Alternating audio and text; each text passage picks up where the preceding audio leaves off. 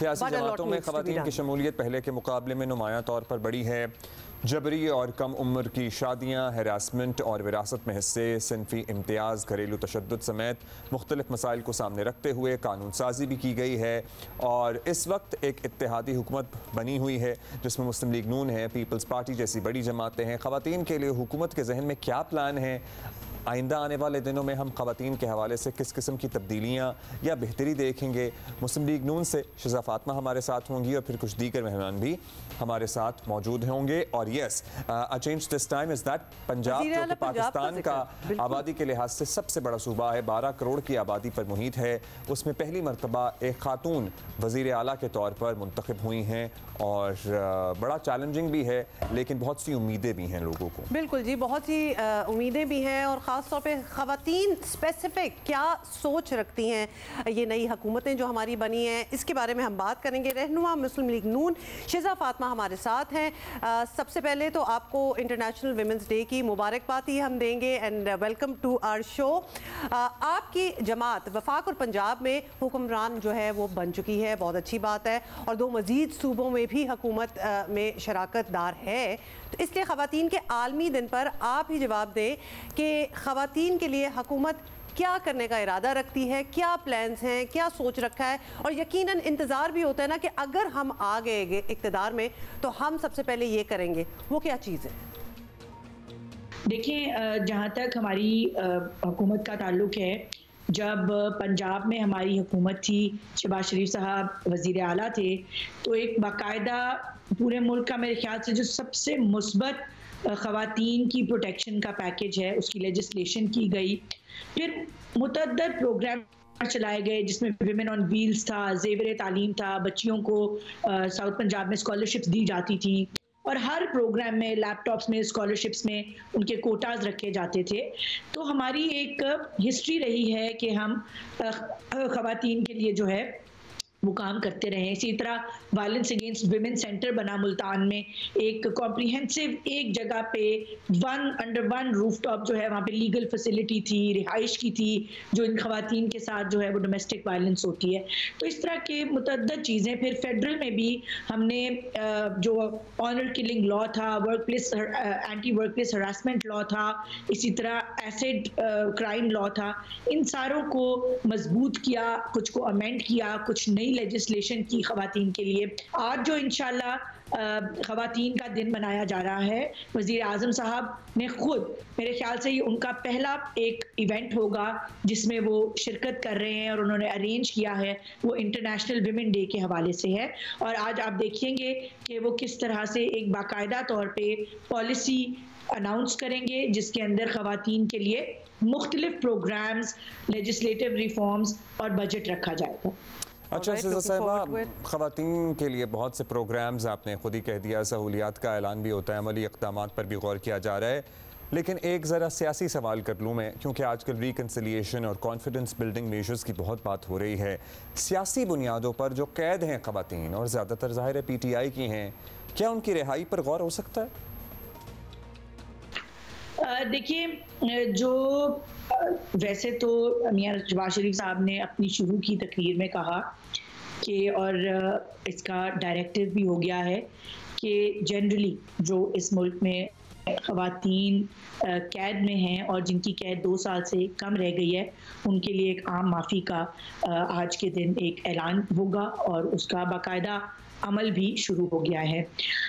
जहाँ तक आप सियासी बात कर रहे हैं, तो देखिए इस वक्त जो ख़वातीन सियासी पॉलिटिकल पार्टी से ताल्लुक़ रखने वाली ख़वातीन अगर वो कैद में हैं, तो वो मेरे ख्याल से आप जिस तरफ तवज्जो दिलाना चाह रहे हैं वो 9 मई का वाक़या है।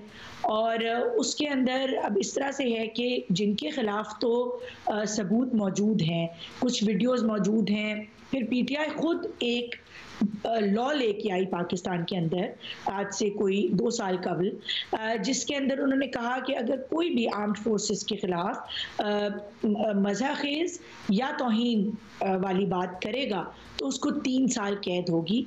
ये खुद एक लॉ लेके आए थे। तो अब बात यह है कि वज़ीर आज़म पाकिस्तान ने बाकायदा बार बार बात की है कि सबको साथ लेके चलेंगे, सब एक एक जगह पे बैठे मिल के मुल्क को आगे बढ़ाएं। उन्होंने तो 2018 में भी बात की थी, जिसके बाद अनफॉर्चुनेटली उनको कैद कर लिया गया था सियासी केसेस में।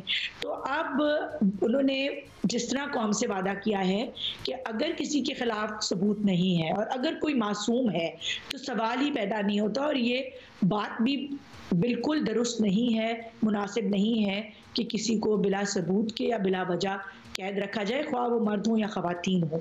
तो वज़ीर आज़म यकीनन अपना ये वादा निभाएंगे और आपको इंशाल्लाह आगे चलते हुए, आगे जैसे हम चलते जाएंगे तो लोग सबको साथ लेके चलेंगे।